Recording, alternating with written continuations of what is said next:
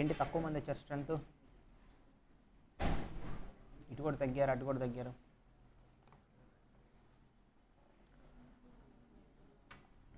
ఆన్లైన్లో ఆడియో వస్తుందమ్మా, ఒకసారి కన్ఫర్మ్ చేయండి.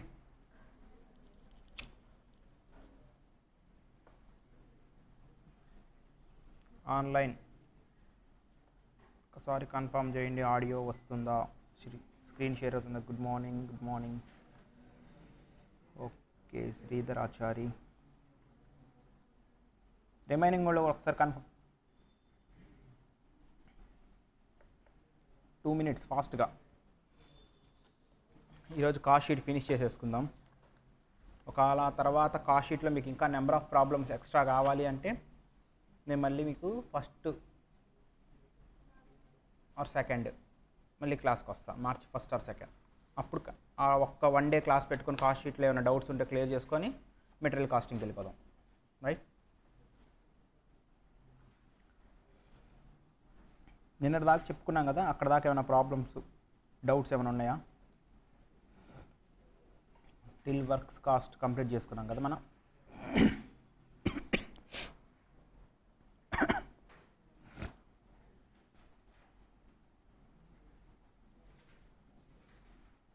నెక్స్ట్ స్టెప్ ఏంటిది? వర్క్స్ కాస్ట్ అయిపోయింది మనకి.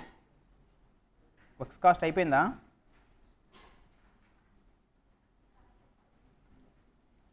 ఎక్కడ దాకా అయిపోయింది? వర్క్స్ కాస్ట్ అయిపోయిందా? అవలా కదా, మరి ఏమైపోయింది? 7th అంటే ఫ్యాక్టరీ కాస్ట్ అంటే చెప్పానా? Factory cost అయిపోయినట్టేనా?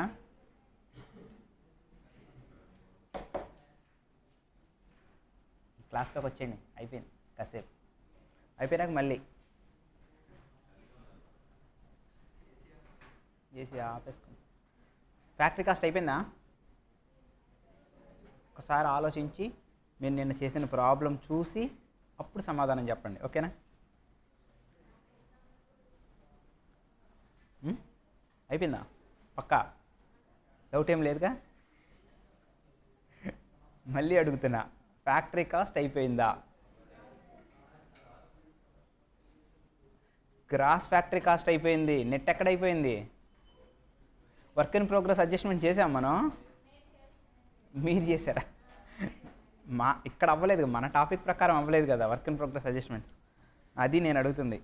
మీరు చేసేసారా? అప్డేటెడ్ వర్షన్ 3.0, మాది 2.0. ఓకే, ఇప్పుడు ఏం చేయాలి? వర్క్ ఇన్ ప్రోగ్రెస్ అంటున్నాం. ఏంటి అసలు వర్క్ ఇన్ ప్రోగ్రెస్ అంటే? ఐడియా ఉందా మీకు? ఉందా? ఫినిష్డ్ గూడ్స్ అవ్వలేదు, రా మెటీరియల్ నుంచి ప్రాసెస్లోకి వచ్చింది, అది వర్క్ ఇన్ ప్రోగ్రెస్ అంటున్నాం. మరి ఓపెనింగ్ వర్క్ ఇన్ ప్రోగ్రెస్ ఏంది? లాస్ట్ ఇయర్ది తీసుకోవద్దు, లాస్ట్ మంత్ తీసుకోండి.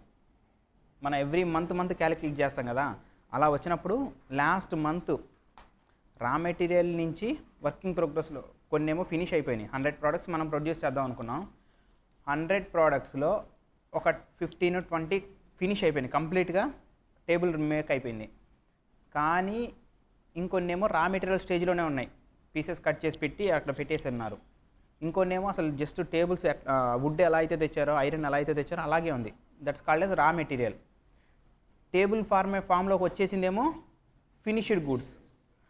ఈ ఫినిష్డ్ గూడ్స్ కాకుండా ఆ రా మెటీరియల్ స్టేజ్లో లేకుండా కొన్ని జస్ట్ కట్ చేసి పెట్టడం, పీసెస్ కట్ చేసి మనకి ఎంత లెంత్ కావాలి, ఎలా కావాలని కట్ చేసి పెట్టారు. ఇంకా టేబుల్ ఫార్మెట్లోకి రాలా. నెయిల్స్ రెడీ చేశారు, గమ్ పూసేశారు, దాని మీద షీట్స్ అంటించారు. హాఫ్ కంప్లీట్ అయింది, హాఫ్ ఇంకా కంప్లీట్ అవ్వలేదు. ఇలాంటి వాటిని వర్క్ ఇన్ ప్రోగ్రెస్ అంటాం. లాస్ట్ మంత్ వాటిలో 100 units అన్నాం కదా, 100 unitsలో 20 ఫినిష్డ్. రా మెటీరియల్ ఏమో కొంత రా మెటీరియల్ అక్కడే ఉండిపోయింది. ఇంకొన్ని మెటీరియల్ మాత్రం లాస్ట్ మంత్ వర్క్ ఇన్ ప్రోగ్రెస్లో ఉన్నాయి, ఈ మంత్ కంప్లీట్ అవుతాయి అవి. అర్థమైందా? లాస్ట్ మంత్ వర్క్ ఇన్ ప్రోగ్రెస్లో ఉన్నాయి. లాస్ట్ మంత్ ఏం చేసాం? పీసెస్ కట్ చేసేసి మొత్తం షీట్ అంటించేసి గమ్ పెయింటింగ్ వేసేసి సెట్ చేసి పెట్టారు అనుకుందాం ఫర్ ఎగ్జాంపుల్గా. ఈ మంత్లో వాటిని ఏం చేస్తాం? ఫిట్టింగ్స్ చేసి దాన్ని టేబుల్ ఫార్మెట్లో కన్వర్ట్ చేస్తాం. లాస్ట్ మంత్ ఈ మంత్. ఓకే, లాస్ట్ మంత్ కూడా వద్దు.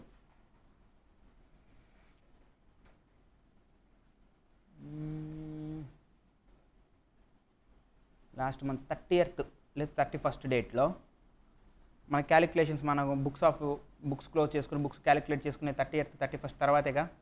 31st డే అంటే ఇదే మంత్ ఇప్పుడు ఫిబ్రవరి. జనవరి 31st డేట్లో ఒక స్టేజ్లో ఆగిపోయి ఉంటుంది వర్క్.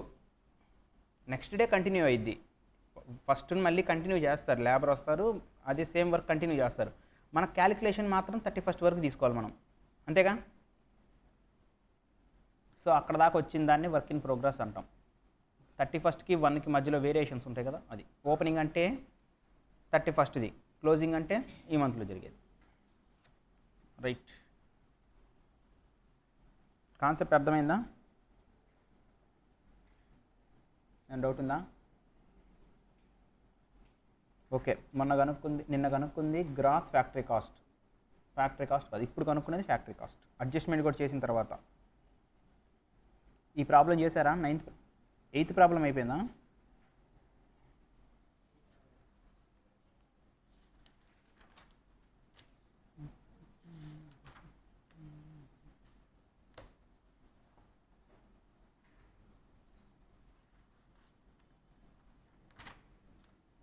సార్ చూడండి, 8th ప్రాబ్లం చూడండి. 8th ప్రాబ్లం చేయలేదు అనుకుంటా.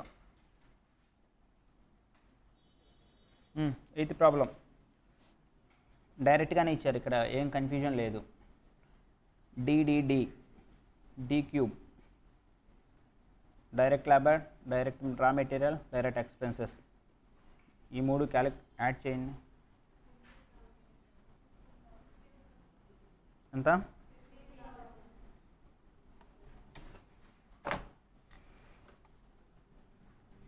15,000, రైట్. నెక్స్ట్ 2,500 యాడ్ చేస్తే 17,500. నెక్స్ట్ ఓపెనింగ్ అనేది యాడ్ చేయాలా, క్లాస్ క్లోజ్ రిమూవ్ చేయాలా, నెగిటివ్ చేయాలా? ఓపెనింగ్ యాడ్ చేస్తే 18,100. లెస్ చేస్తే మళ్ళీ నెక్స్ట్ క్లోజింగ్ అనేది ఏం చేయాలి? లెస్ చేయాలి. లెస్ చేస్తే 17,000, రైట్. ఇది ఇప్పుడు వచ్చింది కదా మనకి, ఇదేమంటాం? Works cost or net works cost. ఓకేనా? ఇంతవరకు క్లారిటీ వచ్చిందా? నెక్స్ట్ ప్రాబ్లం ఇదేంటి రివర్స్లో ఇచ్చాడు చూడండి.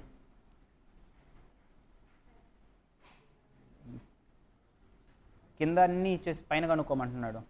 దీనికి ఏం చేయాలి? యాడ్ ప్లేస్లో మైనస్, మైనస్ ప్లేస్లో యాడ్. సో ఇప్పుడు మనకి టోటల్గా ఎంత ఇచ్చారు? 7. 7కి 600 అనేది ఏం చేయాలి? ఎంత అవుతుంది అప్పుడు? దాంట్లో నుంచి 18 అనేది ఏం చేయాలి? 18 మైనస్ చేస్తే 5,000. నెక్స్ట్ మళ్ళీ యాడ్ చేయాలా, మైనస్ చేయాలా? క్లారిటీ వచ్చిందా? కన్ఫ్యూజన్ ఏం లేదు కదా? పైనుంచి క్యాలిక్యులేట్ చేస్తే యాడ్ చేసుకుంటూ వస్తున్నాం, కింద నుంచి క్యాలిక్యులేట్ చేస్తే రివర్స్ నెగిటివ్ చేసుకుంటూ వెళ్తున్నాం. నెక్స్ట్ స్టెప్ ఏమేమి అయిపోయినాయి మనకి?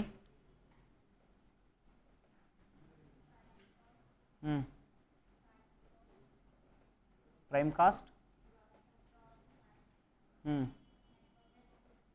Networks cost. నెక్స్ట్ వచ్చేది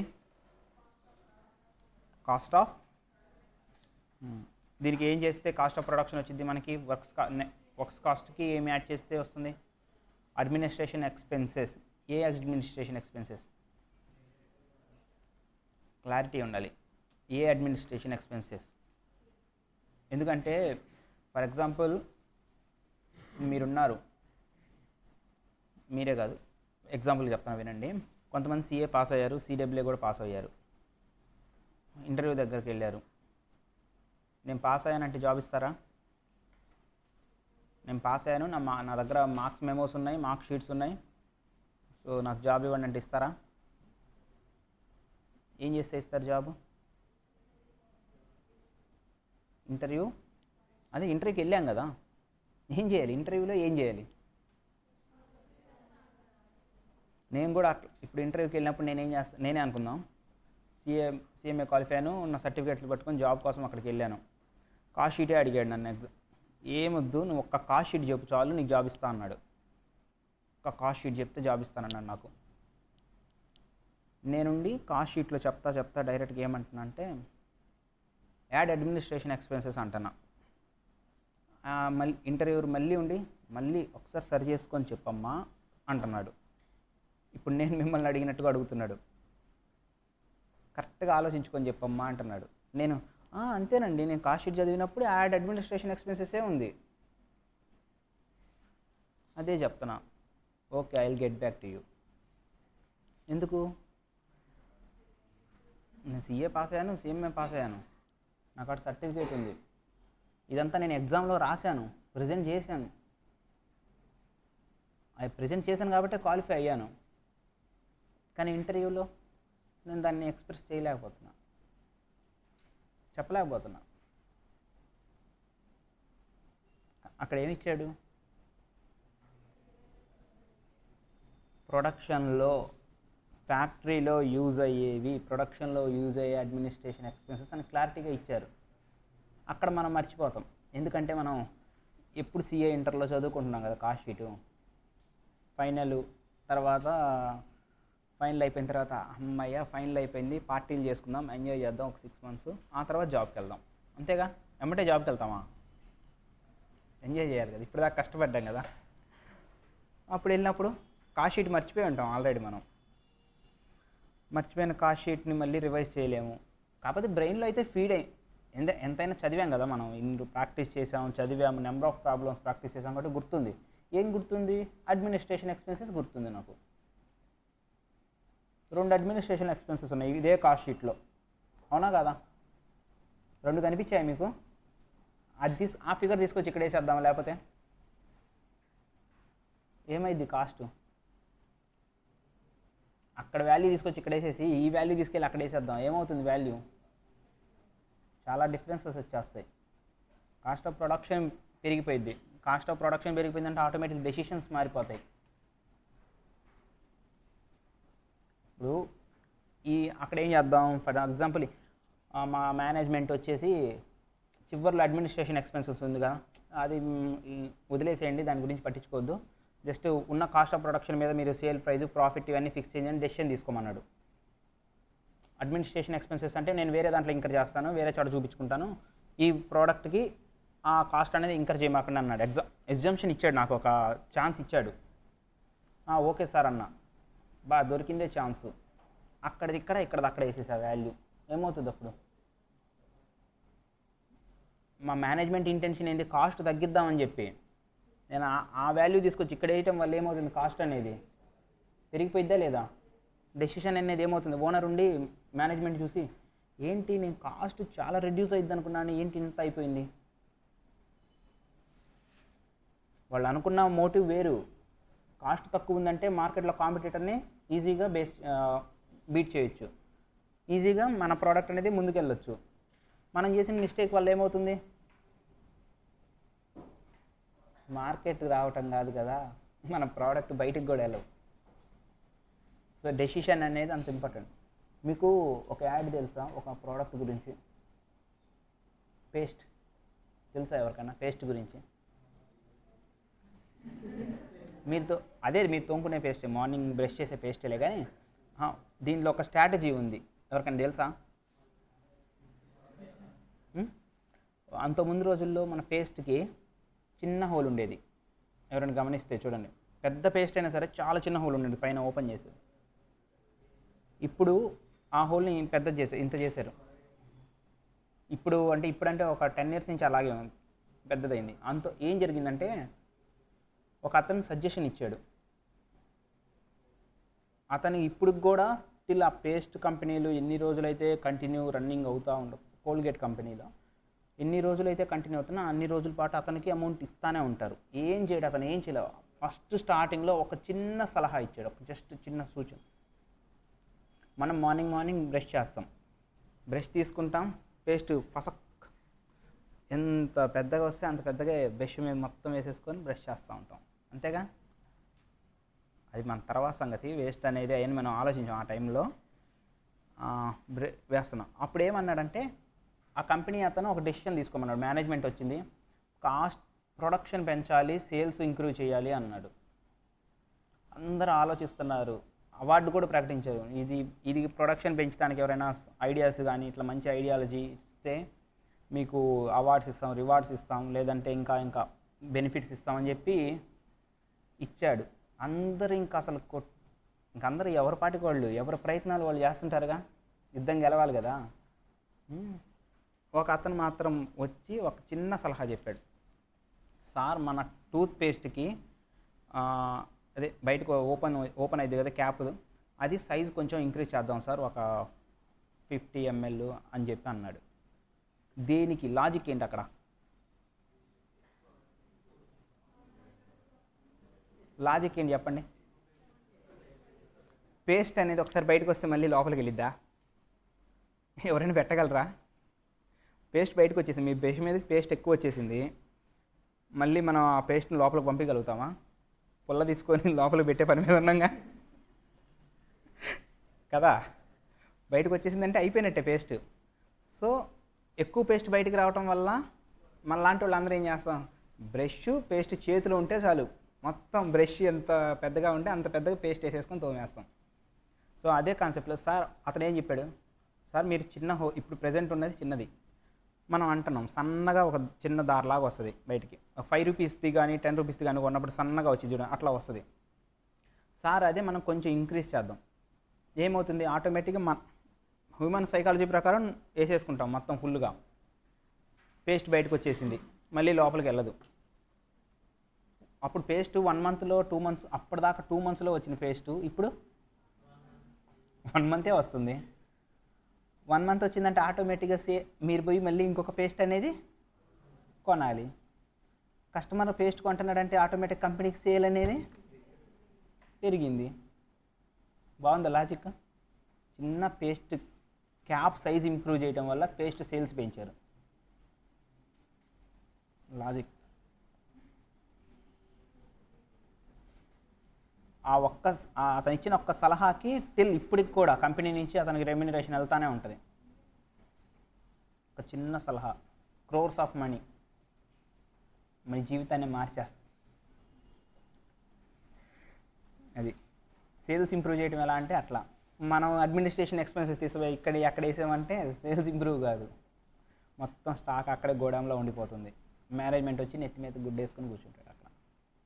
సో మన ఐడియాలజీ ఎలా ఉండాలంటే కాస్ట్ తగ్గించడానికి మన మోటివే అది కదా, మన కంట్రోల్ కాస్ట్, అంతేనా? మన మోటివ్ ఏంటిది? కాస్ట్ అకౌంటెంట్కి కాస్ట్ కంట్రోల్ చేయటం, కాస్ట్ని మేనేజ్ చేయటం. మనం మిస్టేక్స్ చేయకూడదు కదా. ప్రాబ్లంలోకి వెళ్దాం రండి. అమ్మా అయిపోయింది, అలిసిపోయా. Next cost of production.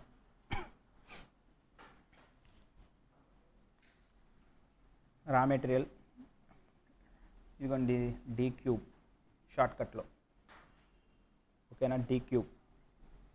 Next manufacturing expenses, gross factory cost, opening work in progress adjustment, factory cost.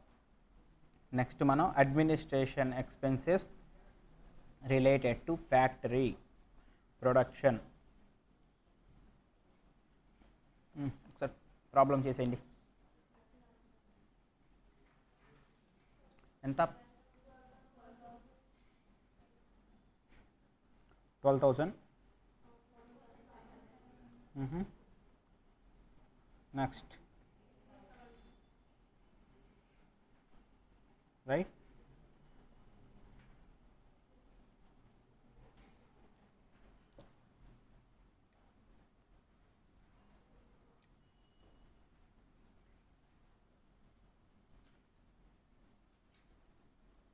రైటా? నెక్స్ట్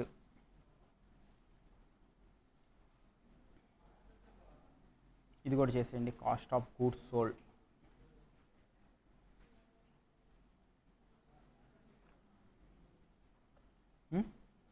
ఈ cost of goods sold units కనుక్కోవాలి. ఇది చేశారా మీరు? వచ్చిందా?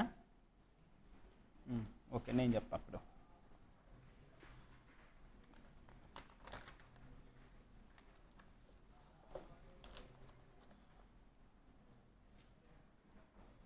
చూడండి ఇక్కడ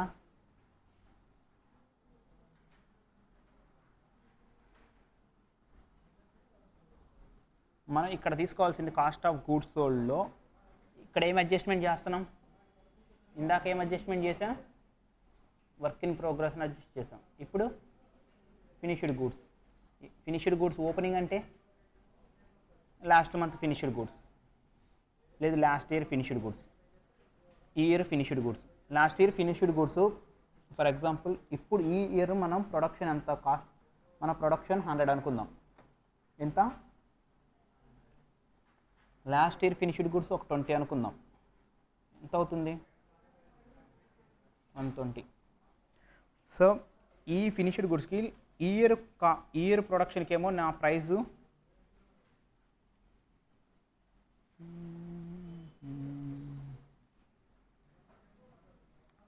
100 తీసుకుందామా, 120 తీసుకుందామా? ఓకే, 125 తీసుకుందాం. ఓకే, లాస్ట్ ఇయర్ వాటికి 125, సారీ ఈ ఇయర్ వాటికి 125, లాస్ట్ ఇయర్ వాటికి 120 అనుకుందాం. లాస్ట్ ఇయర్ 20కి ఎంత? 120 unit cost, per unit cost. అది సారీ ఇది పర్ యూనిట్ కాస్ట్. సో ఎగ్జాంపుల్లోకి వెళ్ళిపోదాంలే, డైరెక్ట్ ప్రాబ్లంలోకి వెళ్ళి చేద్దాం. ఇక్కడ రా మెటీరియల్ ఇక్కడ వరకు కనుక్కోండి, మీరు ఫ్యాక్టరీ కాస్ట్ వరకు క్యాలిక్యులేట్ చేయండి.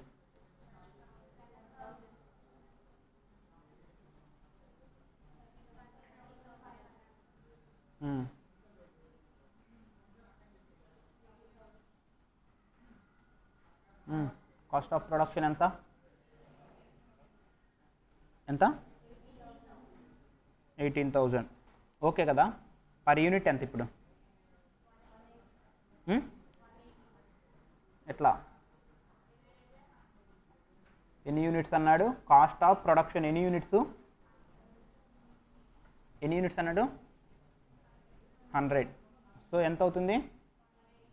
ఏంటిది ఇది? కాస్ట్ పర్ యూనిటా? అంతేనా? Cost per unit. ఎప్పుడుది ఇది? కాస్ట్ ఆఫ్ ప్రొడక్షన్ అంటే ఎప్పుడు ప్రొడక్షన్ చేస్తున్నాం మనం? ప్రెజెంట్, అంతేగా. Next opening stock. Opening stock అంటే ఫినిష్డ్ గుడ్స్, అంతేగా. Closing stock, opening stock, closing stock అంటాం కదా. అదేంటిది? ఎప్పుడైనా స్టాక్లోకి వచ్చింది అంటే అదేంటిది? ఆటోమేటిక్గా ప్రోడక్ట్. ఓకే, ఓపెనింగ్ స్టాక్ ఎంత అన్నారు? 20 యూనిట్స్. పర్ యూనిట్ ఎంత?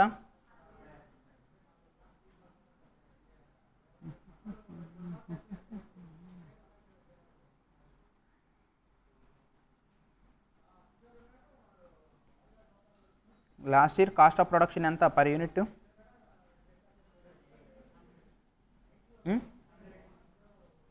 100 రూపీస్. ఇప్పుడు ఈ ఇయర్ ఎంత వచ్చింది మనకి? 180 వచ్చింది.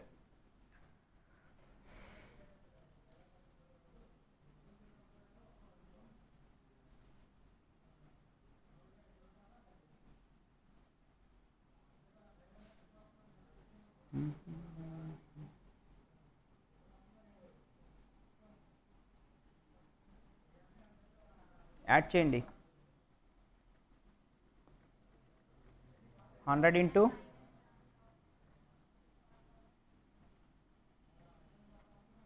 100 ఇంటూ ఎంత యాడ్ చేయాలి? ఎన్ని యూనిట్స్? కాస్ట్ ఎంత? 200. 200 ఇంటూ 100, 100 ఇంటూ 2, సారీ 100 ఇంటూ 20. ఓకేనా? టోటల్ ఎంత? ఇక్కడికి 20,000 అయింది. నెక్స్ట్ క్లోజింగ్ స్టాక్ ఎంత? 40 యూనిట్స్ అంతేనా? ఎంత ప్రైస్ ఎంత? రైట్. టోటల్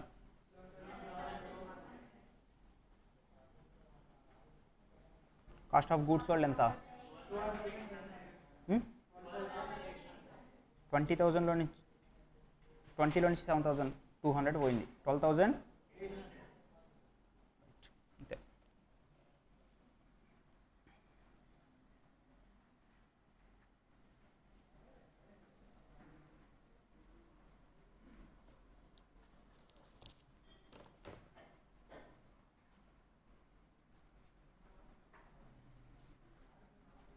మీకు 2 అవర్స్ క్లాస్ 2 అవర్స్ వేశారు కదా ఈరోజు.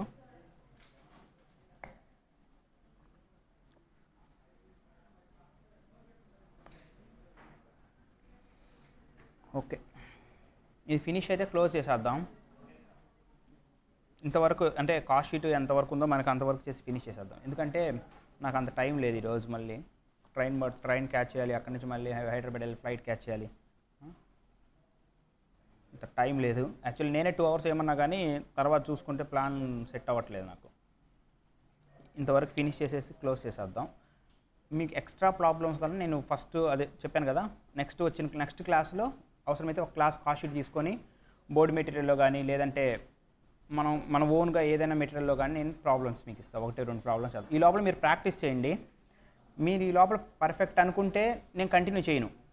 లేదు సార్ ఏదైనా చెప్పండి, కంటిన్యూషన్ 1-6 ప్రాబ్లమ్స్ చెప్పండి, మాకు డౌట్స్ ఉన్నాయంటే ఇంకొక సెషన్ కాస్ట్ షీట్ మీద తీసుకొని చెప్తాం. ఓకేనా? ఏం డౌట్ ఉందా? లేదంటే అర్థం కాదు. Hyderabad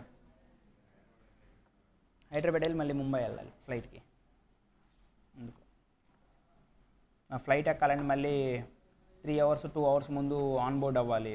luggage checking, security checking చాలా ఉంటుంది, గోలగోలగా ఉంటుంది అసలు ఎయిర్పోర్ట్లో. అందుకు ముందు కొంచెం ఎర్లీగా వెళ్ళిపోతే సరిపోద్ది, మళ్ళీ అప్పటికప్పుడు పరుగులు పెట్టాల్సి వస్తుంది కదా. యాక్చువల్లీ నేనే చెప్పాను 12:30 వరకు 2 క్లాసెస్ వేయండి, అవసరమైతే ఇంకో ఎక్స్ట్రా ప్రాబ్లమ్స్ తీసుకొని బోర్డ్ మెటీరియల్ అయినా చెప్పేద్దామని. టైం సెట్ అవ్వట్లేదు, అందుకు 1 అవర్ ఎర్లీగా వెళ్తే సరిపోయిద్ది అని చెప్పి వెళ్తున్నా. ఓకే, నెక్స్ట్ ప్రాబ్లం చేయండి.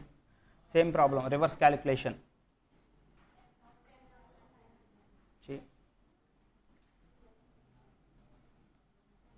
లెస్ అన్నప్పుడు ఏం చేయాలి? లెస్ అంటే యాడ్ చేయాలి, యాడ్ అంటే మైనస్ చేయాలి. సో 4,500 మైనస్ 4,000, సారీ 14,500 మైనస్ 4,000 ఎంత?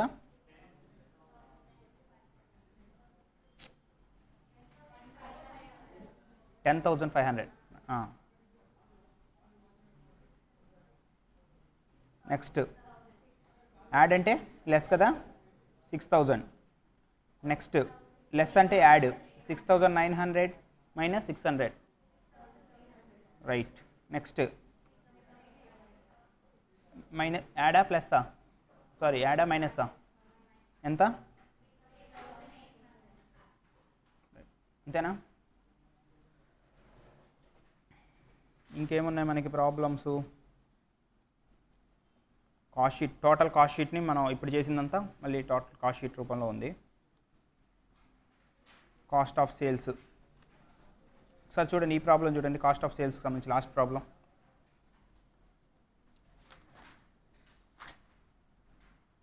యూనిట్స్లో ఇచ్చారు కదా, ఇది ఒక్కటి క్యాలిక్యులేట్ చేసేయండి. ఆన్లైన్ వాళ్ళు ఏమైనా డౌట్స్ ఉన్నాయమ్మా ప్రాబ్లమ్స్లో? ఆన్లైన్ వాళ్ళు ఒకసారి రియాక్ట్ అవ్వండమ్మా. క్లియర్ అవుతున్నాయా మీకు ప్రాబ్లమ్స్ అన్నీ? Okay, thank you.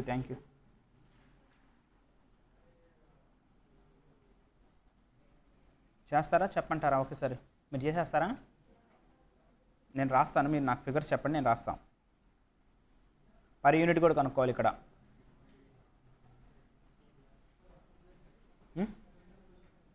ఇంతకుముందు క్వశ్చన్ అయినా అదే సేమ్ ప్రాబ్లం అనుకుంటా, ఆల్రెడీ మనం పైన చేసాం కదా సేమ్ ప్రాబ్లం. కాకపోతే ఇక్కడ ఎక్స్ట్రా ఏంటంటే పర్ యూనిట్ కనుక్కోమన్నారు అంతే. అక్కడ కూడా మనం పర్ యూనిట్ చేసినట్టున్నాం. ఓకే, ఇంతకుముందు చేసాం కదా అదే ప్రాబ్లం, సేమ్ ప్రాబ్లం అనుకోండి. 5 2 4 అంతా సేమ్. ఇక్కడ ఏం 11,000 వస్తుంది, 13,500. నెక్స్ట్ 18,000, 2,000,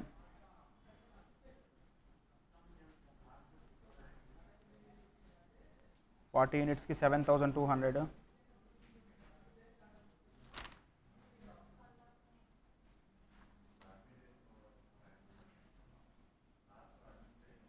అవి యాడ్ చేసుకోవడం అంతే. అంటే ఫుల్ కాస్ట్ షీట్ ఇచ్చారు కాబట్టి అవి ఆల్రెడీ వాటికి మనకు అడ్జస్ట్మెంట్స్ పెద్దగా ఉండవు, యాడ్ మైనస్ అంతే అవి. కాస్ట్ ఆఫ్ గూడ్స్ సోల్డ్ ఎంత? 12,800. ఈ రెండు యాడ్ చేసేసుకోండి. రైట్, 18,000. ఓకేనా? పర్ యూనిట్స్ అంటే automatic by number of units వేసేసుకుంటే వచ్చేస్తుంది. అంతేనా? ఇంకేమైనా డౌట్స్ ఉన్నాయి ఇక్కడ వరకు? అంటే ఆల్మోస్ట్ మనం బేసిక్స్ అనే చాప్టర్ కంప్లీట్ అయిపోయినట్టు, అంతేగా? Costing basics including cost sheet.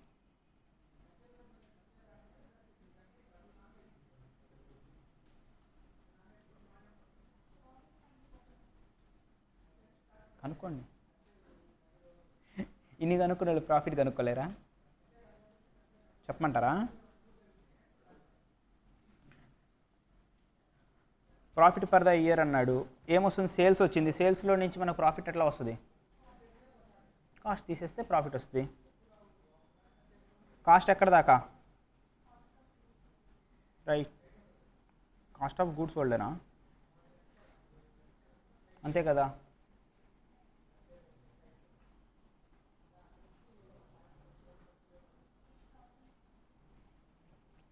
అంతే. 800 పోయింది, 12, 8లో 2 పోతే 6,000 profit. Cost per unit almost ఇందాక కనుక్కున్న 180 కదా?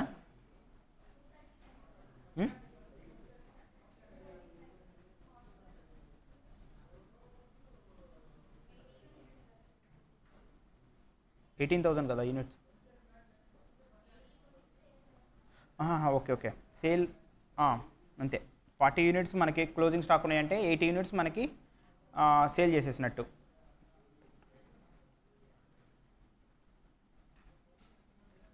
ఓకే, ఇక్కడ ఇచ్చింది ఇక్కడ మార్జినల్ కాస్టింగ్ అంటే మనం ఇక్కడ డిస్కస్ చేసుకోవద్దు. మార్జినల్ కాస్టింగ్ వచ్చినప్పుడు మనం అక్కడ డిస్కస్ చేసుకుందాం. ఆల్రెడీ మార్జినల్ కాస్టింగ్ సార్ చెప్తున్నారా?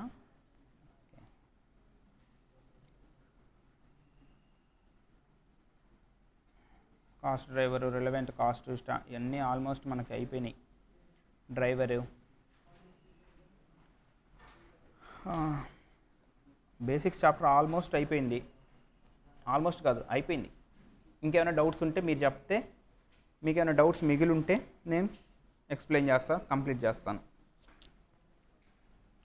ఈరోజు కాకపోతే నెక్స్ట్ సెక్షన్లో అయినా సరే మీ డౌట్స్ అన్నీ క్లియర్ చేస్తాను ఏమైనా ఉంటే బేసిక్స్ చాప్టర్లో. అండ్ ఇంకా బేసిక్ చాప్టర్లో మీకు అసలు ఏమి ఉండకూడదు, పర్ఫెక్ట్గా ఉండాలి. అందుకు జెంట్స్, బాయ్స్ డౌట్స్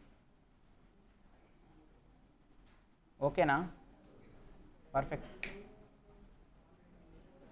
మీరమ్మా?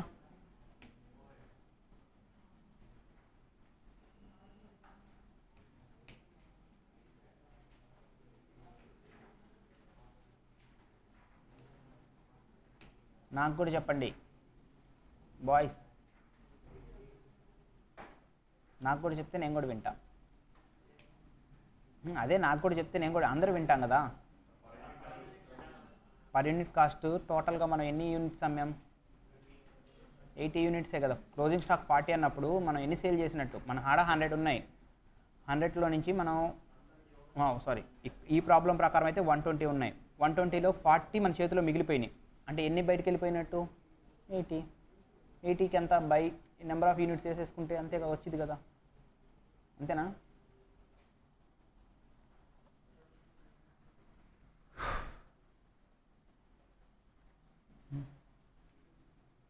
ఇంకేమైనా డౌట్స్ ఉన్నాయా టోటల్ కాస్ట్ షీట్లో? ఒక్కసారి ఆన్లైన్ వాళ్ళు కూడా ఒకసారి వాళ్ళు చూసుకోండి అమ్మ, మొత్తం చూసుకోండి. ఒక్కసారి మొత్తం చాప్టర్ మొత్తం రివైజ్ చేసుకోండి స్టార్టింగ్ నుంచి. కాస్ట్ దగ్గర నుంచి,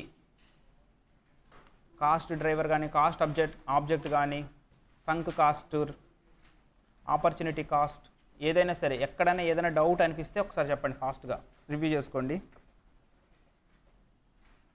ఆన్లైన్లో కూడా ఒక్కసారి మొత్తం రివ్యూ చేయండి అమ్మ చాప్టర్ మొత్తం, ఇంక్లూడింగ్ కాస్ట్ షీట్ ప్రొఫార్మా చూసుకోండి. ప్రొఫార్మాలో ఏమైనా డౌట్స్ ఉన్నాయా, మనం చేసిన ప్రాబ్లమ్స్లో ఏమైనా డౌట్స్ ఉన్నాయా.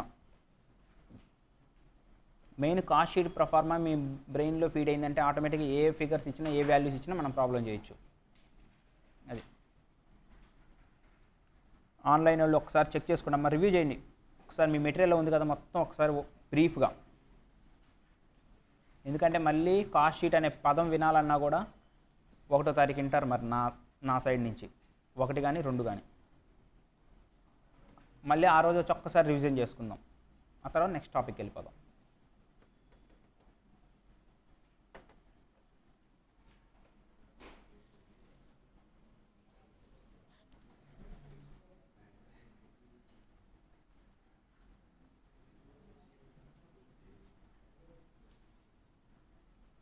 ఒకసారి రివ్యూ చేయండి అమ్మా జెంట్స్ కూడా, బాయ్స్.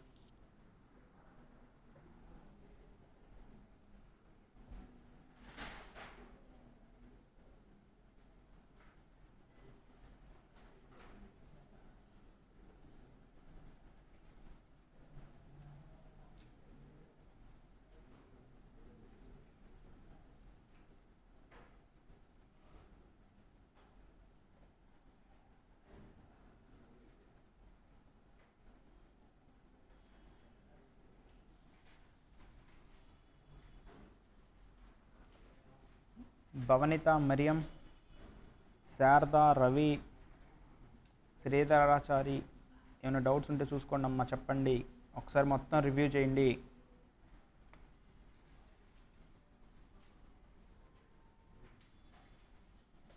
అన్మ్యూట్ చేయండి, మాట్లాడండి.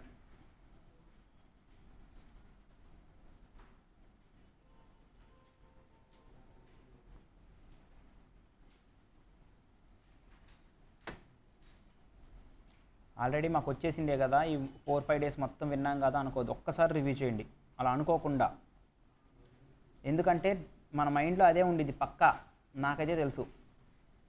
మార్నింగే కదా క్లాస్ విన్నాం, ఏం చదువుతాంలే అనిపించింది, కానీ చదవాలి, అప్పుడే నీ బ్రెయిన్లో ఫీడ్ అయ్యిద్ది.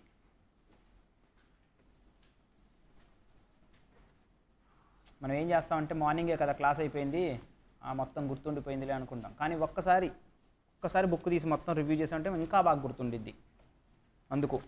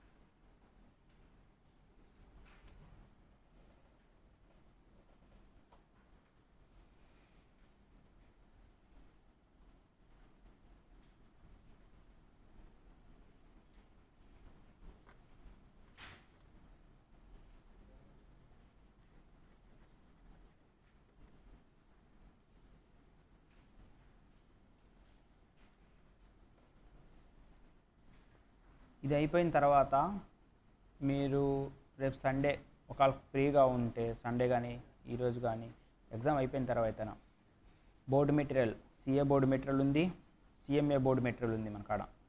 ఈ రెండిట్లో ప్రాబ్లమ్స్ ఉంటాయి, విత్ సొల్యూషన్స్ కూడా ఉంటాయి. ఉన్నాయిగా, ఏం చేయొద్దు. వీలుంటే బుక్ పేపర్ తీసుకొని ప్రాబ్లం చేసినా పర్లేదు, లేదా జస్ట్ ఒక పెన్సిల్ తీసుకొని క్వశ్చన్ ఏమి ఇచ్చాడు చదవండి, ఆ క్వశ్చన్లో ఇచ్చిన పర్టికులర్ ఐటమ్ని ఆన్సర్లో ఎలా మెన్షన్ చేస్తున్నాడు టిక్ పెట్టుకుంటే వెళ్ళండి. మీ బ్రెయిన్కి పని చెప్పండి.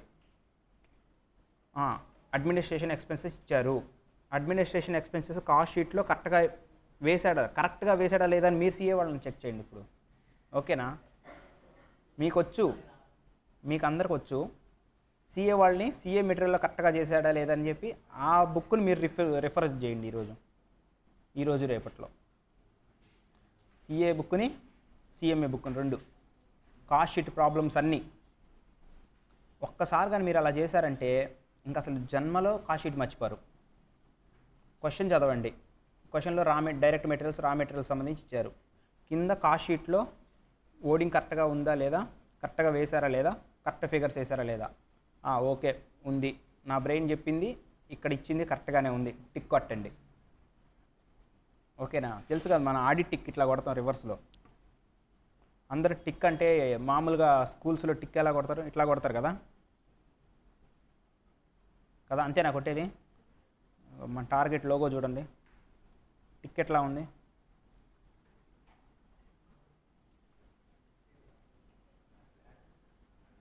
గ్రీన్ కలర్లో ఉంది, కనపడట్లేదా? గ్రీన్ కలర్లో సి మధ్యలో టిక్ ఇలా ఉంది చూడండి, రివర్స్లో ఇట్లా ఉంటుంది. మన టిక్ ఇలా కొడతాం. ఆడిట్ వాళ్ళు కొట్టే టిక్ ఇది. ఒకసారి ఈ టిక్ పడింది అంటే బుక్స్ ఫైనల్ అయిపోయినట్టే. ఓచింగ్ చేస్తాం. ఓచింగ్ అంటే ఐడియా ఉందా? బిల్స్ ఉంటాయి కదా, బిల్స్ అన్నిటినీ బిల్ డేట్ కరెక్ట్గా ఉందా లేదా, బిల్లు ఇన్వాయిస్ నెంబర్ కరెక్ట్గా ఉందా లేదా, అమౌంట్స్ కరెక్ట్గా ఉన్నాయా లేదా, బుక్స్లో అంటే టాలీ కానీ లేకపోతే మనం ఏదో ఒక సాఫ్ట్వేర్ యూజ్ చేస్తాం కానీ ఎస్ఏపీ కానీ టాలీ కానీ లోకల్ సాఫ్ట్వేర్ ఒరాకిల్ కానీ ఇట్లా ఏదో ఒకటి యూజ్ చేస్తుంటాం ఫైనల్ బుక్స్ కోసం.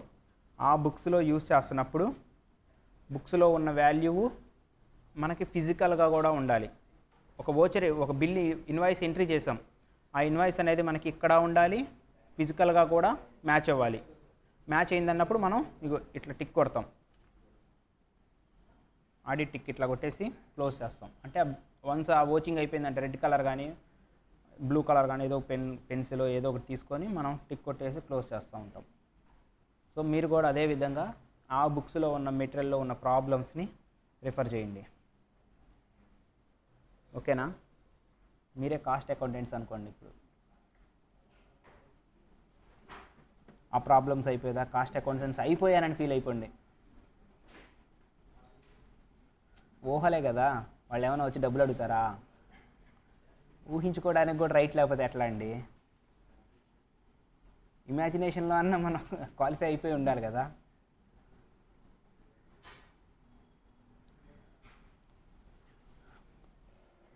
ఫీల్ అవ్వండి, మీకు మీరే సిడబ్ల్యూ అని ఫీల్ అయిపోండి. నేను ఎప్పుడు ఫీల్ అవుతుంటా, I want become a CEO of the company, I'm going to runway to for chartered flight. నేను అలా ఫీల్ అవుతుంటా, మీరు కూడా అలా అవ్వండి, బాగుంటుంది. ఒకసారి మహర్షి సినిమాలో మహేష్ బాబు అలా నడిచి వస్తూ ఉంటుంటాడు చార్టెడ్ ఫ్లైట్లో నుంచి. మీరు కూడా అలా ఫీల్ అవ్వండి. సిడబ్ల్యూ క్వాలిఫై మీరు కంపెనీకి CEOలు లేకపోతే MDలు అయిపోవచ్చు. ఏంది మీరు తక్కువ చేసుకుంటారు ఏంటబ్బా? మూవీయా? రియాలిటీలో కూడా ఉన్నారు. రిలయన్స్ ముఖేష్ అంబానీ ముంబైలోనే ఉంటాడు. ఏం చదవాల, అందుకే అయ్యాడు. పైసా. వాళ్ళ నాన్న ఏం చేశాడంటే ధీరుభాయ్ అంబానీ స్టార్టింగ్లో పాపం అతను నార్మల్ క్లాత్స్ అమ్ముకునేవాడు. ధీరుభాయ్ అంబానీ ఐడియా ఉందా? ముఖేష్ అంబానీ అనిల్ అంబానీ అంటారు కదా ఇప్పుడు రిలయన్స్ ఇండస్ట్రీస్ బిర్లా ఇండస్ట్రీస్కి ఓనర్స్ వీళ్ళు. ఆయన స్టార్టింగ్లో ఉన్నప్పుడు నార్మల్గా క్లాత్స్ బిజినెస్ చేసేవాడు. అలాంటి ఆయన ఆ బిజినెస్ చేస్తా అమౌంట్ తీసుకెళ్ళి షేర్స్లో పెట్టాడు. అవి ఎక్కడికో వెళ్ళిపోయినాయి. వీళ్ళిద్దరు ఏం చేయలేదు, అనిల్ అంబానీ ముఖేష్ అంబానీ చేసింది ఏం లేదు వాస్తవానికి. ఆ ధీరుభాయ్ అంబానీ ఇచ్చిన ఆస్తుల్ని వీళ్ళు ఎంజాయ్ చేస్తున్నారు, కాకపోతే డెవలప్ చేసుకుంటున్నారు బిజినెస్ చేసి. ఒక అతను అయితే లాసుల్లో నడుస్తుంటాడు ఎప్పుడు, ఒక అతను బాగా నడుస్తుంటాడు. పెట్రోలు అవి అమ్ముతారు కదా, అతను లాసుల్లో ఉంటాడు ఎప్పుడు. అనిల్ అంబానీ అంటారు. ముఖేష్ అంబానీ బాగా నడుస్తాడు. ముఖేష్ అనిల్ ఏదో కన్ఫ్యూజ్. అదే కొంచెం పొట్టిగా లావుగా ఉంటాడు కదా, అతను బాగా బిజినెస్ చేస్తుంటాడు. ఇప్పుడు మనకున్నాయి కదా రిలయన్స్ స్టోర్స్ కానీ ఇవన్నీ చేసేది అతనే. ఇంకొక అతను పెట్రోల్ చేస్తుంటాడు. వాళ్ళ హౌస్ ఎట్లా ఉండేది తెలుసా? పైన ఫ్లైట్ పైన హెలికాప్టర్ దిగిద్ది, హెలిప్యాడ్ ఉండిద్ది పైన, డైరెక్ట్ హెలిప్యాడ్ వచ్చి దిగిద్ది.